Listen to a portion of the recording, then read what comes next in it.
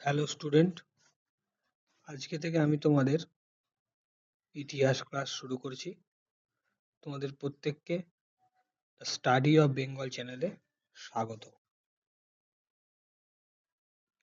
তোমাদের ক্লাস 7-এর অষ্টম অধ্যায় অর্থাৎ মুঘল সাম্রাজ্যের সংকট, এখান থেকে কিছু প্রশ্ন আমি পরীক্ষার জন্য গুরুত্বপূর্ণ সেগুলো লিখেছি। তো তার উত্তরও আমি এখানে করেছি। তোমরা দেখো একটু ভিডিওটা, দেখলে বুঝতে পারবে।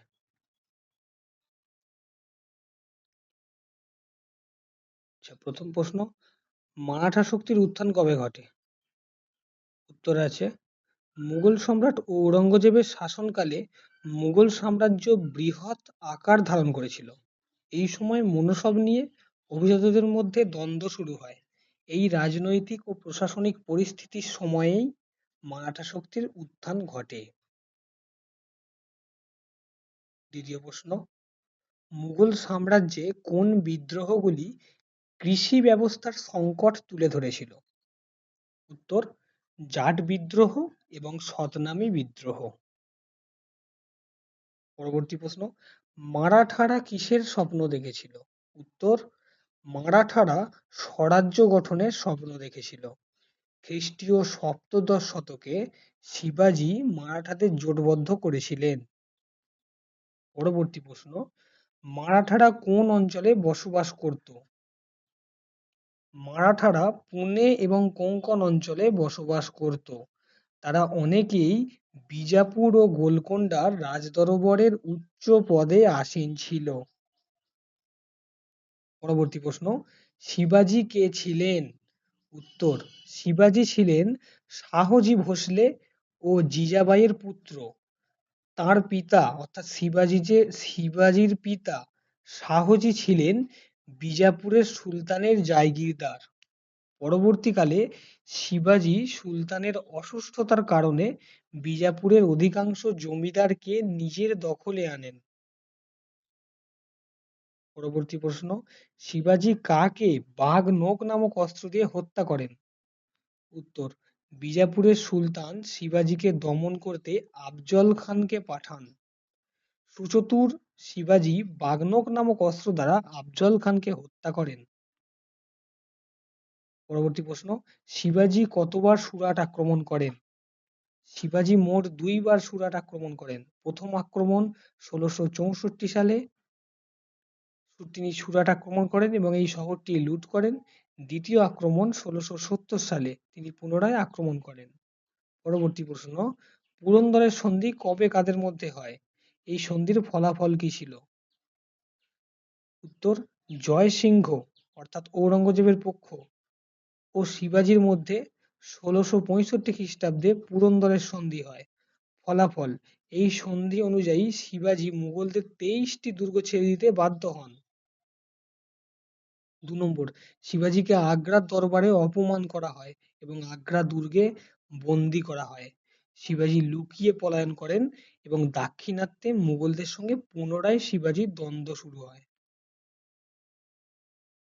পরবর্তী প্রশ্ন, শিবাজির কবে কোথায় রাজ্যাভিষেক হয়েছিল? উত্তর, 1674 সালে রায়গড় দুর্গে শিবাজির রাজ্যাভিষেক হয়। তিনি এই সুপরিকল্পিত এবং স্বাধীন একটি শাসন ব্যবস্থা গড়ে তুলতে চেয়েছিলেন।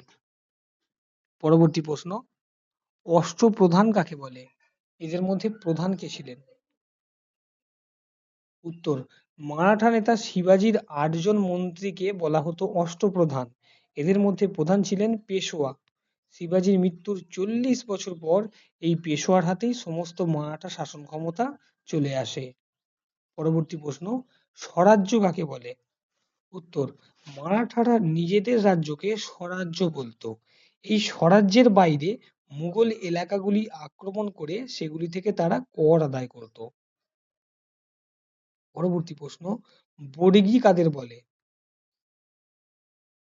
যেসব সৈনিক মারাঠা রাজ্যে স্থায়ীভাবে চাকরি করতেন তাদের বলা হয় বর্গী। মাবলে বলতে কাদের বোঝায়? উত্তর, শিবাজি পুনের আশপাশের মাওয়াল অঞ্চল থেকে একদল সেনা সংগ্রহ করেন এবং তাদের সামরিক বাহিনীতে নিয়োগ করেন। এদেরই বলা হতো মাবলে। পরবর্তী প্রশ্ন, হিন্দু পাদপাদশাহী কাকে বলে? উত্তর, শিবাজির মৃত্যুর 50 বছর পর পেশোয়া প্রথম বাজিরাও হিন্দু রাজাদের সঙ্গে যুক্ত হয়ে একটি হিন্দু সাম্রাজ্য গড়ে তোলার পরিকল্পনা করেন।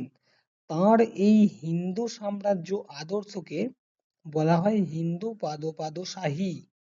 তিনি ধর্মের নামে মুঘল শক্তির বিরুদ্ধে অন্য রাজাদের জোটবদ্ধ করতে চাইলেন।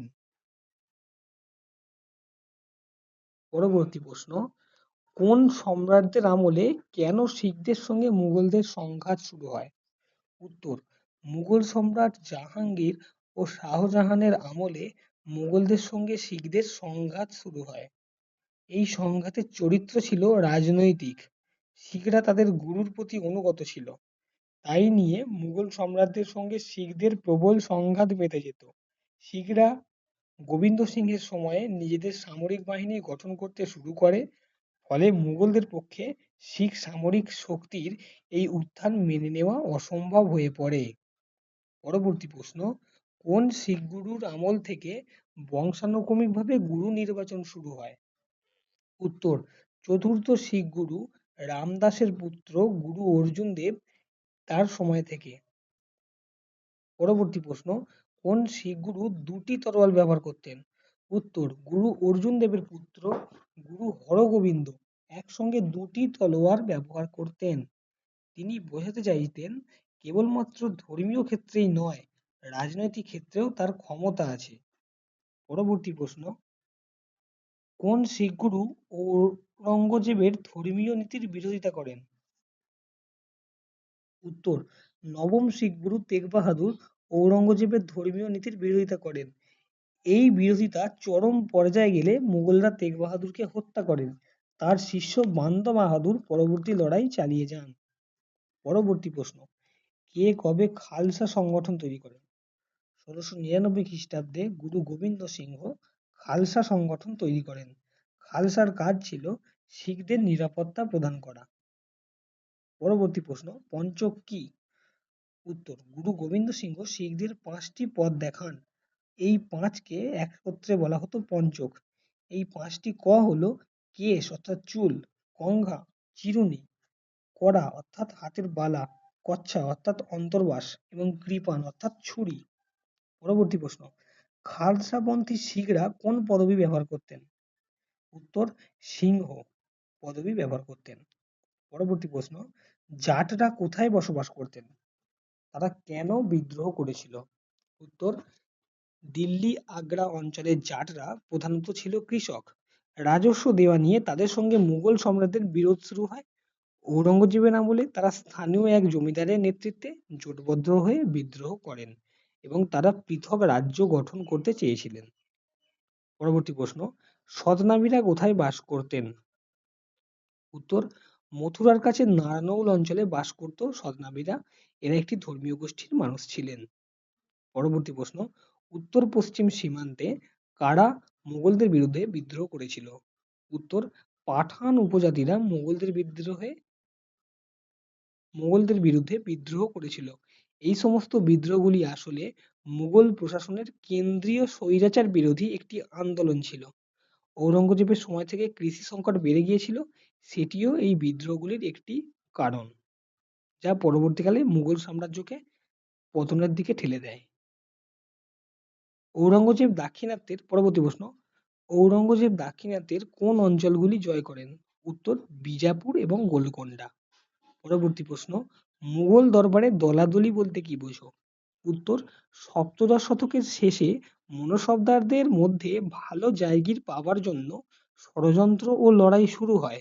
দরবারি রাজনীতিতে ইরানি, তুরানি, মারাঠা, রাজপুত ও অন্যান্য গোষ্ঠীর মধ্যে সংঘাত শুরু হয়। এই সংঘাতই মুঘল দরবারের দলাদলি নামে পরিচিত। পরবর্তী প্রশ্ন, খালিসা জমি বলতে কি বোঝায়? উত্তর, খালিসা জমি বলতে মুঘল আমলে সরাসরি সম্রাটের অধীনে থাকা এবং তাঁর ব্যক্তিগত কোষাগারের জন্য সংরক্ষিত জমিকে বোঝানো হয়। এই জমি থেকে সংগৃহীত রাজস্ব সরাসরি কেন্দ্রীয় কোষাগারে জমা হতো। অর্থাৎ ভালো জমিগুলো সম্রাট নিজের আয়ত্তে রাখতেন। ঠিক আছে, আমি তোমাদের এই 27টা মতো প্রশ্ন দিয়েছি, তোমরা এগুলো করো। আশা করছি তোমাদের কিছুটা হলেও হেল্প হবে। Thank you.